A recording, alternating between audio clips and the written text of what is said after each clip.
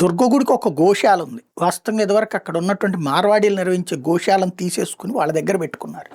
అలాగే కొండపైన కూడా ఆ మధ్యన ఆవులు పెంచారు. ఇదివరకు కొండపైన బోల్డని బిల్డింగ్లు అయ్యన్నీ ఉండేవి. అన్నిటిని కూల్చేసేసి అక్కడ ఏర్పాట్లు చేసుకున్నారు. అక్కడ గోశాల ఏర్పాటు చేశారు. ఈ మధ్యన ఆ గోవుల్ని తీసుకెళ్ళిపోయి మళ్ళీ వేరే గోశాలలో కలిపేసేశారు. ఏమైందో తెలియదు.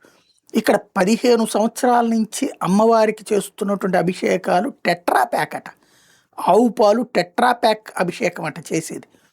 ఇప్పుడు ఈ విషయం అంతా బయటపడింది ఏంటయ్యా అంటే, నిన్న ఏదైతే శ్రీచక్రార్చన సందర్భంగా జరిగినటువంటి ఒక సంఘటన, అక్కడ పాలల్లో ఏదైతే బిందెలో వచ్చినటువంటి పాలల్లో పురుగు ఉండటం, దాన్ని అర్చకుడు తీసి ఆ పాలను పక్కన పెట్టేయడం, వాట్సాప్ గ్రూప్లో వాళ్ళకి సంబంధించినటువంటి ఆ పాలు అవి ఏర్పాటు చేసి గ్రూపులో పెట్టడం, దాంతో కొద్దిసేపటికి ఒక అరగంట తర్వాత పాలు ఒరిజినల్ ఆవు పాలు తీసుకొచ్చి పోయడం.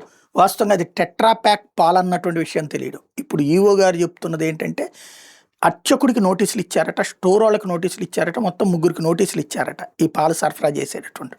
ఏంటంటే టెట్రా ప్యాక్లే 15 ఏళ్ళ నుంచి వాడుతున్నారట. ఇప్పుడు ఇక పైన స్వచ్ఛమైన ఆవు పాలు వాడతారట, ఆవు నుంచి తీసుకొచ్చినట్టు. అసలు 15 ఏళ్ళ నుంచి టెట్రా ప్యాక్లు ఎందుకు వాడుతున్నారు? అది విచిత్రం. ఆవు పాలు ఎందుకు లేవు?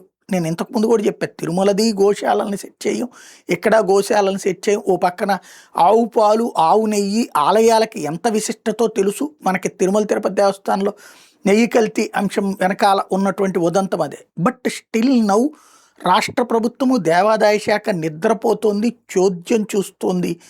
ఆవుల్ని మనం కొని ఇక్కడ పాలు పట్టి ఆ పాలతో మనమే పెరుగు చేసి వెన్న తీసి, అటు వెన్న ఇటు మజ్జిగ, అటు పక్కన పాలు ఉపయోగించుకోవచ్చు. ఇన్ని రకాల వెసులుబాటుతో పాటుగా కొన్ని వేల మందికి ఉపాధి అవకాశాలు లభించే ఒక అద్భుతమైనటువంటి అవకాశాన్ని జారవిడుచుకుంటున్నాం. అది పక్కన పెడితే ఇప్పుడు దుర్గగుడిలో ఈ అంశం మీదనే చర్యలు తీసుకుంటున్నట్టు ప్రకటించారు ఇవో.